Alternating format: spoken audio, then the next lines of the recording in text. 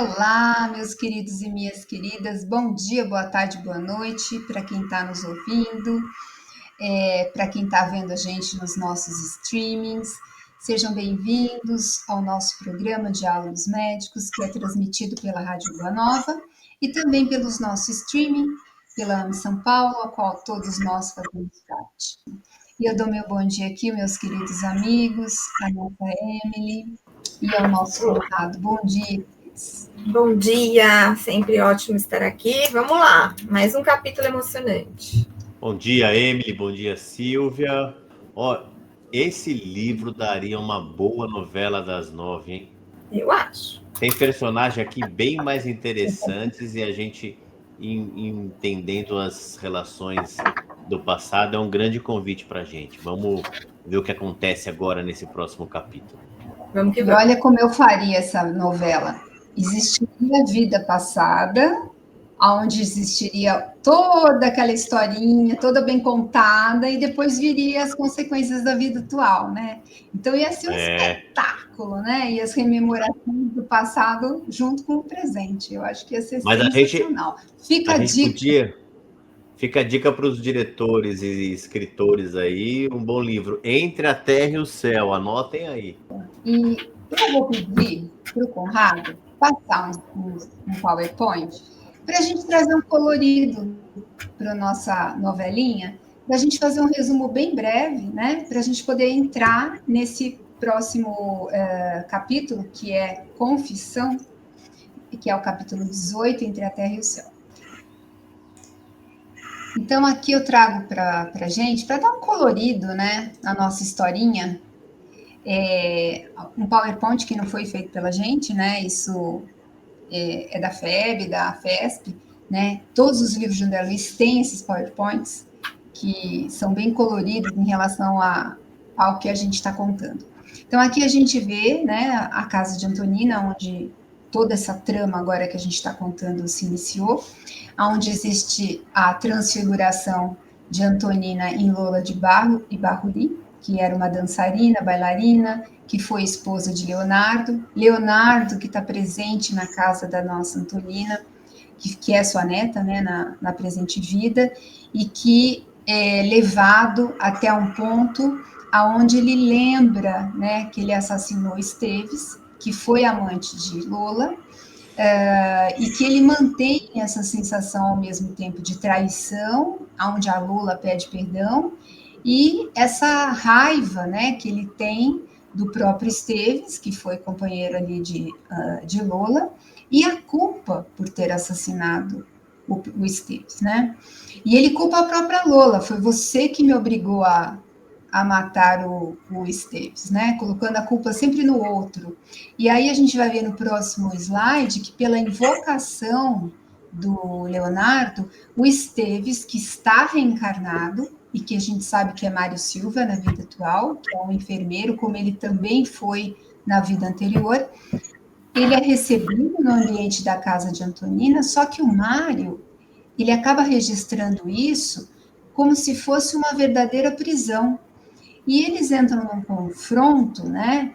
Ele identifica o Leonardo como um assassino, como um criminoso, e ele sente uma grande atração, uma grande empatia pela Lola, e ele não consegue sair dali. E a raiva é tão grande de Leonardo que ele tenta, inclusive, agredir o Esteves, né, que na vida atual é o Mário Silva.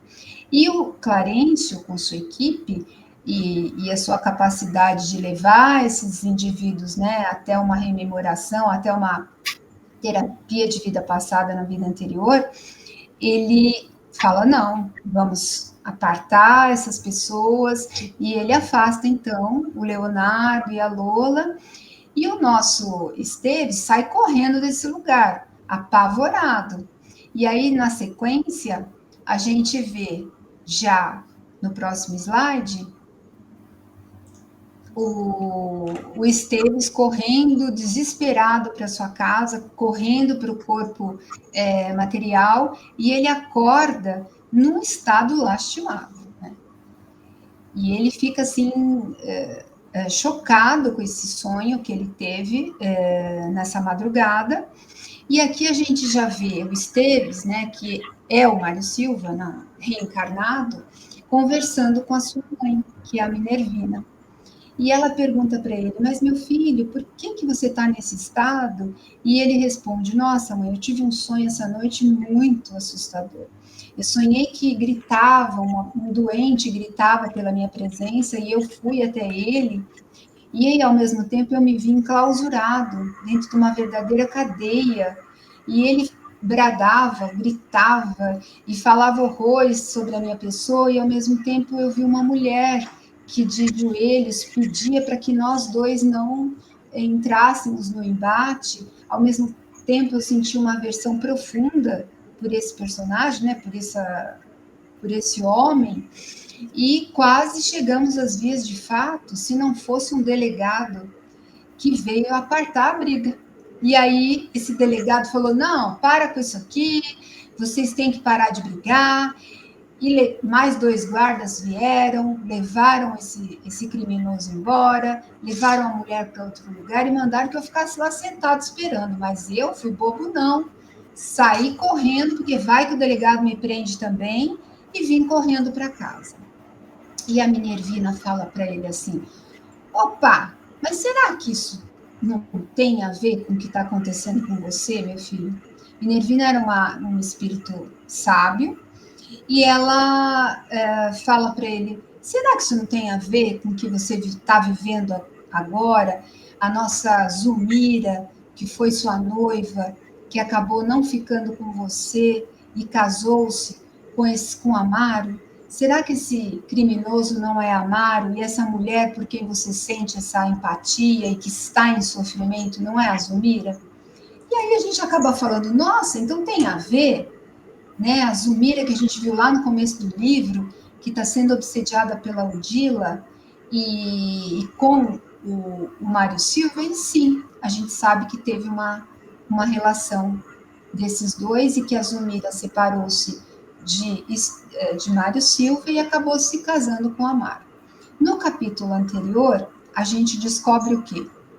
Que Esteves, Mário Silva, Júlio e Amaro, que na reencarnação passada foi Armando, eles viveram juntos, conviveram juntos, e a gente tem que entender que eles estavam no momento de guerra. Eles estavam no momento da Guerra do Paraguai, no Paraguai, e que eles estavam enfrentando muitas dificuldades. Esteves tinha conhecido recentemente uma moça que nas ocupações do Paraguaias, né, em Mato Grosso, a sua família foi praticamente destruída e ela tinha sido adotada. E ele recolhe a menina, se apaixona e se casa com ela. E ele conversando com esses 2 amigos, ele pede assim, olha, se eu for morto, vocês contem para ela da minha situação. Só que acabam não acontecendo nada, eles voltam para a cidade dele e ele os apresenta para a moça. Só que o Amaro e o Júlio sentem assim uma atração irresistível por ela. Amaro, que é Armando, se recolhe. Contudo, Júlio, não. Ele se apaixona por essa mulher e começa a assediá-la. Então, nesse momento do capítulo anterior, a gente vê a invocação do Esteves, do Mário Silva, gritando pelo Amaro, porque ele acha que aquele sonho anterior tem a ver com isso, né? E que já que o outro o invocou, ele também vai invocá-lo nesse momento do sono. Você vê que a gente está em sono físico. O que Clarencio faz? Não, vamos voltar um pouquinho mais para trás e entender a situação, Esteves, né, Mário? Então, o Mário vai e entende que Leonardo foi aquele que o assassinou. Amaro não o assassinou, né, o Armando. Ele foi aquele que o assassinou na vida anterior. E que Lola é uma outra pessoa e que não tem nada a ver com Zulmira. Só que o que aconteceu com quem é a Zulmira e quem a Amaro na atual e presente reencarnação e que relação eles tiveram no passado? Então, a Zulmira foi Lina Flores, a mulher que ele era apaixonado e casado, E Amaro foi Armando, aquele outro amigo que se relacionou com ele, que também ficou com essa mulher. Então, o que aconteceu? A história é bem confusa, né? O Esteves, casado com Lina, é traído primeiramente por Júlio, que seduz Lina Flores, e ele, aconselhado pelo Armando Amaro, ele vai embora para Assunção. Em Assunção, ele conhece Leonardo e Lola. Totalmente magoado, enraivecido, embriagado, ele acaba destruindo o casamento de Leonardo e tendo as consequências de ser assassinado por ele. E aí, parando, né, nesse momento da historinha, o Clarício fala, mas vamos ouvir primeiro o nosso Amaro, né? O Armando. O que aconteceu nessa situação toda, né? Por quê? E aí o Amaro começa a contar também. Ele induz a hipnose, né, do Amaro, e ele se lembra do que aconteceu. E ele fala, nossa, a gente estava em situação deplorável, nós éramos melhores amigos. A presença de quando a gente encontrou com a Lina Flores, né, foi muito impactante. Tanto eu quanto o Júlio ficamos muito envolvidos por aquela moça. Só que eu me recolhi, eu falei, não, eu não vou fazer nada, eu não vou cortejar a mulher do meu amigo. Já Júlio começa a cortejar a moça, seduz a moça, que é bem jovem ainda, e o Esteves acaba pegando os dois. E, como a gente viu, ele depois se transfere para Assunção. E Amaro tenta fugir de tudo que é jeito dessa questão, dessa atração que ele sente por Lina, né? Mas só que o Júlio, né, o amigo, ele não, venha para minha casa, ele fala, ele gosta do amigo. E nessa situação, a Lina começa a dar trela para o Armando, pro Amaro. Olha que coisa intrincada, né, gente? São quatro personagens ali totalmente interligadas e uma mulher ligada a três homens, né? A Lina primeiro Esteves, mas parece que foi uma sensação mais de gratidão. Ela não se arrepende de ter ficado com o Júlio, tanto que ela fala coisas horríveis para o Esteves, né? E o repudia. Ela nem se arrepende de ter ficado com o Júlio. E, ao mesmo tempo, ela sente também atração por Amaro e diz que ama Amaro. E faz tudo para ficar com ele, né? E aí ele fala que em extrema carência, por toda aquela situação ruim que eles estão vivendo, ele acaba ficando com a Lina. E o que acontece? O Júlio também pega o amigo com a Lina. Só que o Júlio, ele tem uma menor capacidade aí de resistência, né? E ele acaba não suportando aquela situação e ele toma veneno. Só que ele é resgatado antes de que alguma coisa aconteça, ele é resgatado e ele sobrevive. Só que aí ele fica numa situação bastante ruim, com aquela garganta inflamada, com todo aquele veneno inflamando o seu corpo, né, seu esôfago, seu estômago. E num dia ele se embebeda e ele se afoga nas águas do Rio Paraguai. Agora imaginem a culpa do Armando Amaro, né? A culpa que ele sente naquele momento ao ver o amigo morto, né? Que se suicidou por sua causa, né? E aí bate o que? Então eu não vou ficar mais aqui, eu vou embora. E além de tudo, ele tem uma noiva no Brasil. Olha a confusão. E ele parte e deixa a Lina sozinha. Ele promete que vai voltar, porque eles vão para as lutas ainda, não terminou a luta, né? E ele parte para o Brasil para viver a vida dele no Rio de Janeiro. Eu só queria lembrar que tudo começou em 1869, num ano novo. E toda essa situação termina em maio. Então, de janeiro a maio, tudo isso aí aconteceu. Olha que coisa estranha. O relacionamento dos dois, o casamento, a traição do Júlio, o suicídio do Júlio. Esteves vai embora para Piraju. Em Piraju, ele é assassinado por Leonardo. E o Amaro, o Armando, vai embora e vai viver sua vida no Rio de Janeiro. Lá ele se casa, durante 10 anos ele tem uma vida feliz, constitui família, só que numa noite, saindo do teatro juntamente com sua esposa, o seu coche, ele atropela uma mulher. Quando ele desce, né, e viu que essa mulher foi, né, atacada sem querer pelos cavalos, a esposa vai embora e ele recolhe essa mulher e leva para o hospital. Eis que ele reconhece quem? Lina Flores. Olha que dedo do passado mais, assim, né? Como se fosse uma flecha, né? Ó, essa aqui é a mulher que se abandonou. A gente não... Parece que a gente é atraído, né? Por essa situação. E Lina o reconhece, conta todas as tristezas pelas quais ela passou. Ela não perdoa o Amaro, o Armando, né? E ela desencarna numa situação deplorável. E imagina a culpa, né?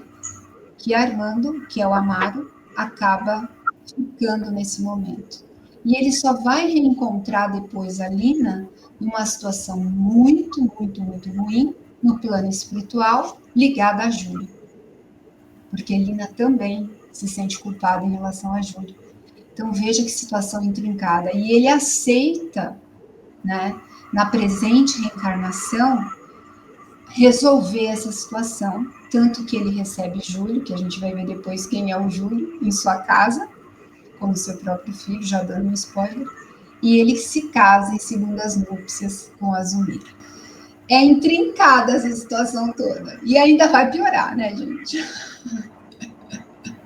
O que vocês têm a dizer a toda essa situação e a esses complexos de culpa? E a gente vai ver depois a história do Júlio também e as consequências dos seus atos. E a vida infeliz que o próprio Amaro, o Armando, vive na vida atual, porque a gente sabe do grande sofrimento que ele tem pela perda da esposa, depois da perda do filhinho que ele tanto amava, de ver a esposa atual, que é a Zumira, né? A gente tem até um slide da própria Odila obsediando a Zumira, culpando-a, né, pelo desencarne do filho. E ele fala, né, para o Esteves, para o Mário Silva, você acha que eu sou feliz? Eu não sou feliz. Né? Eu aceitei viver essa situação, mas eu vivo muito infeliz. E a própria Zumira também, ela aceitou viver umas segundas núpcias. Eu não consigo dar a ela o mesmo amor que eu daria. Ela carrega essa culpa do desencarne do meu filho, mas na verdade ela não foi culpada, existiu uma determinação para isso. E aí, gente, é difícil não comparar com a nossa vida, né? Não pensar das consequências dos nossos atos e aquilo que a gente está vivendo hoje. É tudo muito intenso. É aquela história, né? A gente ainda não sabe amar, né? Então, a gente está aqui para quê? Para que são esses reencontros? Para que são esses resgates?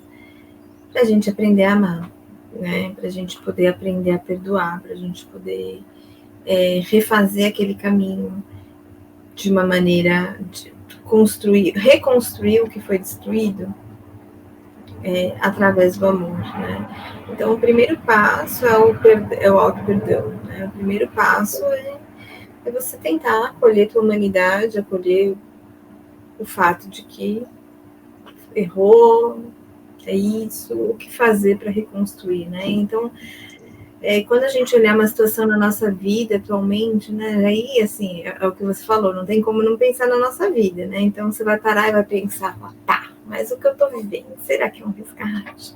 O que será que tem por trás? E aí, enfim, claro que mesmo não é dado a gente entender, né, exatamente quais foram as relações e tudo, porque realmente a gente ainda não tem maturidade espiritual para isso. Mas é o que eu sempre penso, assim, uma pergunta que todos nós devemos fazer. Qual é a melhor forma de eu exercer o amor que Jesus ensinou nessa relação? Né? Qual que é a melhor forma de poder amar como Jesus ensinou? Perdoar 70 vezes 7 vezes. Amar sem esperar nada em troca. me colocar no lugar daquela pessoa, acolher as dores dela.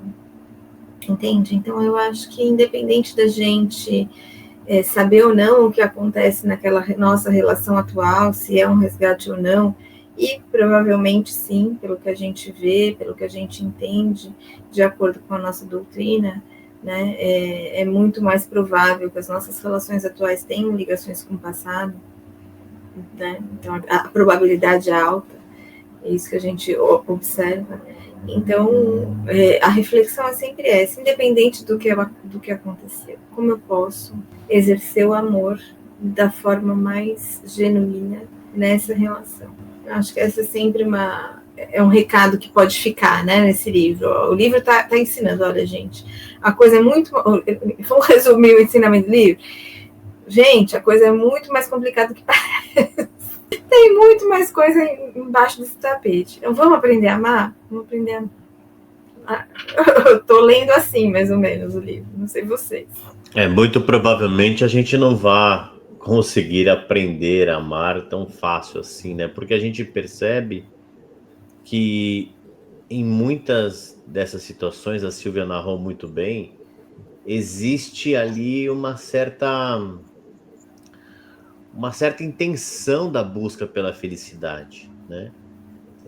E aí a gente se colocando na frente dos outros, colocando aquilo que a gente quer na frente das consequências que podem existir na vida dos outros, a gente vai criando depois nós bem difíceis de serem desatados, né? Então o que a gente percebe? As pessoas vão fazendo escolhas, isso aqui não tá bom, e agora para superar, a Emily falou um pouco no programa passado, falou de trauma, mas para superar aquele trauma, agora eu preciso... A gente vê uma série de coisas que vão se conectando, a vingança não direta, né? Mas uma vingança em que você tem uma compensação de um relacionamento não atendido, em que você se vê merecedor de um outro relacionamento, e aí a gente vai passando por cima de uma série de sentimentos dos outros, né? E criando esses laços. E eu acho que também foi num programa anterior, a Silvia colocou uma questão que é muito legal a gente pensar e tem a ver com o que a Emily falou agora. No final das contas, de maneira talvez mais aprofundada, a nossa consciência sabe o que você está escolhendo que de alguma forma possa ser diferente daquilo que você gostaria que se fizesse para você. A gente sabe, a gente sente quando você não está sendo, de certa forma, honesto com a tua consciência, né? Mas os séculos, são as experiências, são as relações que vão sendo construídas que vão nos ensinando isso. Quem sabe a gente não tem aí a próxima existência mais consciência disso tudo e vamos exercitar nessa, né? Começar agora. Afinal de contas, não é à toa que estamos aqui todos lendo Entre a Terra e o Céu, né, gente? E aí eu venho colocar essa questão, né? Como dizer não à compensação. Nosso ego é frágil, né? A gente precisa ser suprido daquilo que a gente foi destituído, né? Então, o Esteve está ali, né? O Mário, com esse ego tão ferido, né? Que ele precisa, de alguma maneira, tentou ser compensado na vida anterior, e ele também, de alguma maneira, quer compensar essa situação agredindo a Mário, né?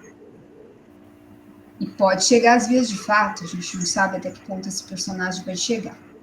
Mas não vou dar mais spoiler, porque a gente está no final do capítulo. E o que o Mário faz em meio a tudo isso? Então a culpa é do Júlio. Eu vou invocar o Júlio porque eu quero conversar com ele, eu quero debater o que ele fez para mim na vida. Olha, gente, tem muito mais história. Eu deixo aqui meu beijo, meu abraço, minha gratidão por estar aqui com vocês, aprendendo cada dia mais. E eu deixo meus amigos também se despedirem. Obrigada, gente. É sempre um prazer estar aqui. Até a próxima. Uma boa semana de reflexões e nos vemos no próximo episódio.